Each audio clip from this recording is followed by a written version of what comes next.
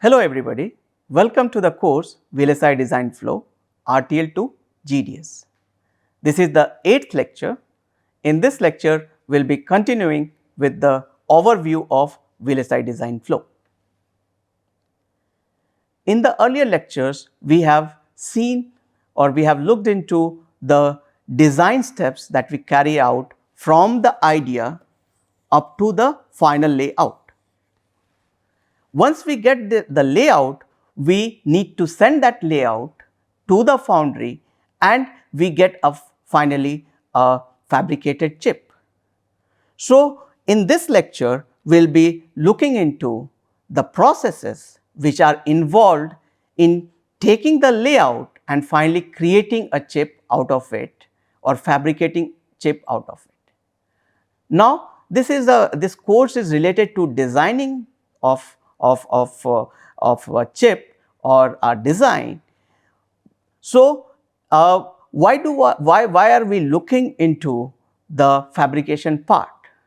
So, if we understand the fabrication part or what are the steps involved in taking the layout to the final chip, then we can appreciate the challenges involved in fabrication and perhaps we can solve some of those challenges much more efficiently during the design step, right. So, therefore, it is essential to understand a few basic concepts related to fabrication of integrated circuits, and we will be covering those concepts in today's lecture.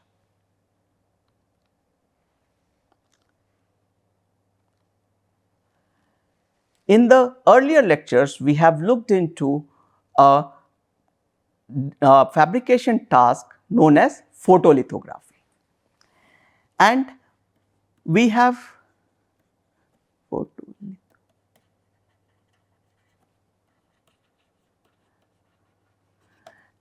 also discussed that photolithography is a fundamental task which is used in fabricating an integrated circuit. And for photolithography, what we need is a mask.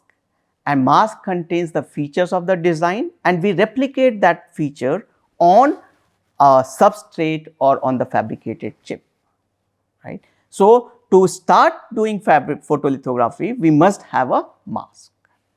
So, what is a mask? Just to recapitulate, mask is the replica of the patterns on a given layer of the layout created on a substrate which can be of glass or fused silica.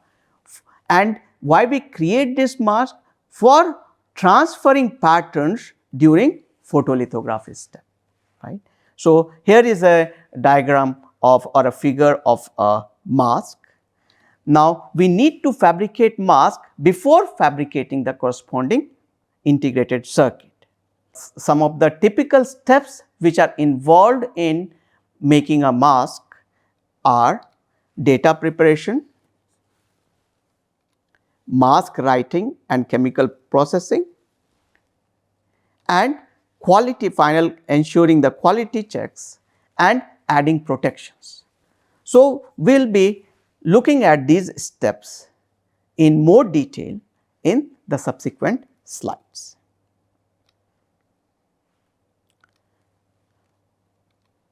So, the layout that we create, it can contain complex polygon shapes, right.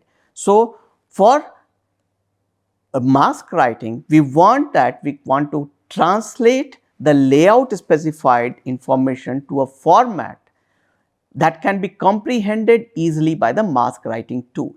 So, what we do is that we convert complicated polygons to simpler rectangles and trapezium, and this step is known as fracturing. And during data preparation for mask writing, we also augment the mask data to enhance the resolution. What are these resolution enhancement techniques? We will see in subsequent slides. Now, how is mask writing done? So, in mask writing, what we do is that we start with a chromium and photoresist coated on a glass or quartz. So, we start with a substrate which can be of glass or quartz, over which a chromium is uh, is is coated, and over this there is a layer of photoresist. So, this complete structure is known as blank. We start with a blank and over which we write the required pattern, and these patterns are written either with by exposing to the laser or electron beam. Now, when we write pattern on the mask, or sorry, on the photoresist, what happens is that the properties of the photoresist changes, right? Photoresist of the, sorry, but the properties of the photoresist changes where, which are exposed in the region which are exposed to laser or electron beam. As a result, when we subject this substrate and chromium and photoresist structure to a developer solution, the region of the photoresist which was exposed to the light or a laser or electron beam, those are basically removed. Those get removed on development, and we get a pattern of the desired or we get the desired pattern on the photoresist. Then later what we do is that we etch out the chromium, right. So, the chromium will be etched out in the region where, from where the photoresist has been removed, right, because the chromium will be exposed in these regions, right, which has been exposed to, which has from where the photoresist has been removed, and we will get a pattern on the chromium also. Now, after we have got a pattern on the chromium layer, then finally we strip off the photoresist layer and we get the required pattern on the chromium, and this mask now carries the features that we want. So, finally what we do is that we do some quality checks after mask writing, meaning that we inspect for defects by scanning its surface and comparing with a reference image. So, we will scan the surface of this mask that was created and compare it the reference image to see if there are any defects. If there are any defects, then we these defects are beyond a tolerance limit, then we repair it with the help of a laser, right. So, finally, what we get is a defect free and the required pattern on the mask, right, and then we can apply a protective cover called pellicle over the mask, and then this mask is ready for use for photolithography. Now, let us look at a few resolution enhancement techniques. Now, as we fabricate or as in the photolithography, typically we use a light of wavelength 193 nanometer. Now, when the feature size is smaller than the size than the wavelength of light, what happens is that a diffraction effects and other non-ideal effects, it comes into picture, and the image that we get on the wafer and the result of the photolithography, that is or the features that we get after photolithography, those are distorted. So, if we take a layout, right, and we make the feature on the marks exactly same as the feature on the layout, and we carry out photolithography, what we will get is that on the silicon the features will be distorted. Now, let us look at a few resolution enhancement techniques. So, typically in photolithography we use light of wavelength 193 nanometer.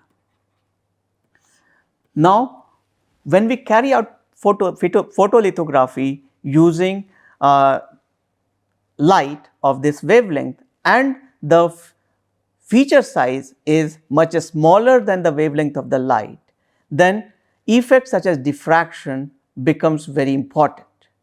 And what happens is that if we if we have a feature on our layout and we draw exactly the same feature on our mask, because of diffraction and other effects, the feature that will get on the silicon wafer or on the substrate, that will be actually distorted. So, if we start with some feature and we draw exactly the same feature on the mask, then the image that will be created and finally what we get out of lithography, those will be actually distorted, right.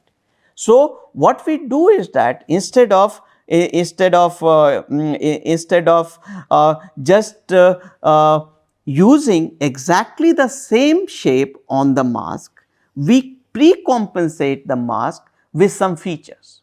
We actually add some controlled distortion to the mask. As a result, when distortion further happens to the features, what we get on the silicon is as what we had desired, right. So, this technique is known as resolution enhancement technique. So, mask is pre-compensated such that the features obtained on the mask is same as is desired, right. So, we want that this feature should be exactly same as this feature, and to get that we change the feature on the mask. So, example of this technique is our optical proximity correction or OPC and double or multi patterning. So, we will be looking into these two techniques in more detail. So, when we print patterns on a wafer and the pattern size is smaller than the wavelength of the light, then it can undergo severe distortion as illustrated in this figure, right. So, if the desired shape is this L, right, and we draw exactly an L shape on the mask, right, then because of distortions and we will have because of the diffraction and other effects, the feature that will finally get on the substrate on the wafer will have distortions such as corner rounding or line and pullback, right. Now, to avoid it, what we do is that we add features on the mask, right. So, we add features such as hammerhead, serifs or mouse bites to the features on the mask, and as a result what happens is that even when further distortion happens to these features, we get almost the same shape, the L shape that we wanted originally, right. So, this improves the resolution of photolithography by compensating errors due to that are introduced due to diffraction, right. So, this technique is known as optical proximity corrections. The other resolution enhancement technique is double patterning or multi patterning. Now, due to limited resolution of photolithography, printing closely spaced features is a challenge, meaning that if we have one feature and another feature is very close to it, then what will happen is that because of limited resolution of photolithography, these two can be actually touching each other and we may not get these two lines can get shorted, right, and the features can overlap each other. So, we can solve this problem by increasing the spacing between features printed at a time, right. So, if the features are very closely spaced, we do not print them together. In one step we print this and in the next step we print this, right. So, let us take a look at this technique in more detail. So, in double patterning or multi patterning, what we do is that we decompose a closely spaced layout into two or more layouts. So, this task is basically known as assigning colors to the features. Okay. So, to illustrate, suppose we had this layout, right. Now, in this layout these two features are very close. Then we assign red color to this feature and blue color to this feature, meaning that we will be fabricating or carrying out photolithography for these two steps using separate mask or separate exposure, right. So, we decompose the first step is decomposing the features on the layout on into separate colors, and then fabricate them features which are of same color together. Okay. So, we use different masks and different exposures of layout features of different colors. Each exposure needs a lower resolution due to decreased feature or pattern density, right. So, in one mask we have only the blue features, right. So, we see that the feature size, distance between the feature has increased, and in another mask we have these red features, and here also the distance has increased, right. So, the good thing is that here we can fabricate very closely spaced features also using light of say 193 nanometer or so. And the downside is that it will require separate mask and the fabrication step becomes more complicated. Now, once we have made the mask, we have made resolution or we have incorporated resolution enhancement techniques in our mask, then we carry out wafer fabrication. So, wafer fabrication is the actual fabrication of a design on the silicon, and this is carried out using a process this is based on photolithography, right. So, it consists of hundreds of individual process steps, right. So, this the photolithography, and there are other steps, for example, oxidation, diffusion, ion implantation, and many other steps will be required in fabricating these chips. There will be typically hundreds of individual process steps which will be carried out sequentially.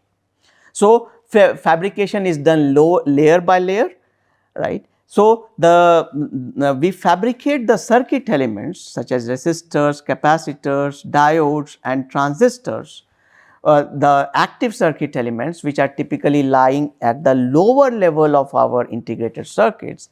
We fabricate them using a set of processes which are known as front end of line processes. And then over this there are interconnections of metals, and we fabricate over these device layers multiple layers of interconnects using processes which are grouped together and called back end of line processes. So, we will be looking at these processes in more deep later in this course when we discuss physical design flow.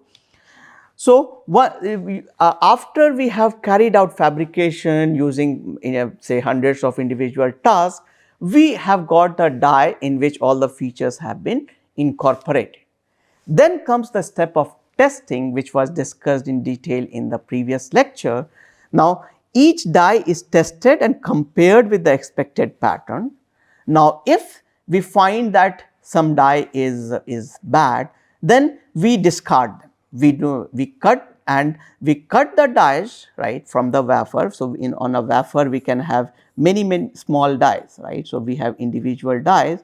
We slice out these dies from the wafer, and if these dies are good, then we proceed with the next step, and the next step is the packaging step, right. So, in packaging what we do is that we encapsulate these silicon dies, right, in a supporting case, and once we have encapsulated in this die in a supporting case, then this is known as the chip, right. So, from the die we get a chip after packaging, right. So, what are the function of the package, right. So, we have this encapsulating case in which this die is is located, that is known as package. Now, there are lots of functions of the package and we need to consider them while designing a package for our chip. So, the foremost function of the package is it provides pins for connecting to the external environment, right. So, our chip will be actually connected with the external world. Now, these packages provide pins for them, right. Now, the characteristics of the package have a great impact on the delay of the signal entering and leaving the chip. So, signal will be entering the chip and leaving the chip. Now, how much delay is encountered while entering a chip is very much dependent on the package pins, similarly on the output side. And therefore, we need to consider this important fact in our designing, that how much delay will be there from the input pin of the package up to the pin where we are actually getting that signal and using it in our design. Then package also allows dissipation of heat, and this must be considered carefully, right. So, these packages have heat sinks, and if we do not use them properly, then our die will simply melt. It will not be able to withstand the heat that is generated during the operation of a chip.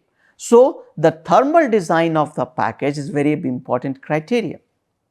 And the third is that this package prevents from mechanical and mechanical damage and corrosion. So, mechanical properties of package is also very important.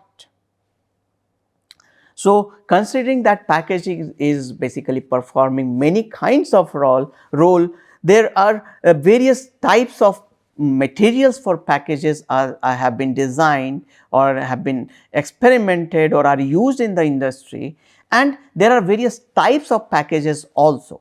For example, there is a kind of dual inline package in which the pins are on the two sides of the package, and there is another kind of package which is known as ball grid array type of package, in which you have the pins arranged in form of a grid on the side, one side of the package. So, these are just a few examples of packages. There are many other types of packages. Some of these packages or these types of packages will be looking into later on when we go into the chip planning stage. So, once the packaging of a die is done, then we do a kind of final testing. Why we want to do a final testing? Because we want to ensure that the packaging step or packaging task did not introduce any error, or there may be a situation in which the package is already faulty, right. So, we want to check that after packaging also our die is still functioning correctly and the chip is giving the required results, right. So, this is what final testing is. Then we can also do a burn-in testing, meaning that we subject the chip to a high voltage and high temperature, right. Why do we do this? We want that if there are any latent defects in our chip which were not discovered during the testing or manufacturing test step, those latent defects can become apparent when we do burn-in testing, and we want to avoid those chips to reach our end user. Typically, if we look into the failure rate and the time, the failure rate is typically high initially, then it takes a kind of constant value, and then at the end of life again the failure rate goes high. So, this is kind of a bathtub kind of characteristics. So, what we want to achieve in burn-in testing is that if there are latent defects and if there are issues of infant mortalities, those should be caught earlier during testing, and those products which will be actually become defective at the end at the user side, those are not reaching the end user at the first place, right. That is the purpose of burn-in testing. At this stage we also can do a binning. So, in the binning stage, what we do is that we classify chips which have been made from the frame design based on their performance. Now, when we design a chip, right, we expect that the behavior of the or the expected behavior or performance after fabrication remains the same. But what happens is, because of the process induced variation and other things, there is a kind of spread in the performance of the fabricated chip, right. So, what we want to do is that after fabrication, we do a kind of measurement on the chip on using some on chip delay measurement circuitry, and based on that we assign different cost numbers or price points to different bits, meaning that if a chip is performing highly or it has got higher performance, then it will be priced higher compared to the other or the other chips or the chips of the other bins, right. So, after fabricating, we classify the chips based into different bins based on their performance, right, and we utilize on chip delay measurement circuitry to measure the performance, and we assign different price points to different bins, right. That is what binning is done. So, once we have done the binning, then comes that we can either our chip is already fabricated, the chip is ready, we can either send them to the chips, we can send them to the market directly, or the chips can be integrated with other chips to make a system, and then we can that system can go to the market for the end user, right. So, this basically completes our discussion from the idea to the chip. So, these are some of the important references which you can look into if you want to know more details. Now, to summarize, in last 6 lectures we have taken an overview of VLSI design flow. We looked into system level design, we looked into RTL to GDS design implementation, and then we looked into the verification task and testing. And in today's lecture we saw that after we have got the layout, how do we get final chip out of it. So, this completes the journey from the idea to the chip, and we have got a good overview of how does the VLSI design flow and look like, right. Now, this completes our first part of this course. From the next lecture onwards, we will be going into logic design, and we will start with modeling our hardware or modeling the hardware using Verilog language. So, this is the end of this lecture. Thank you very much.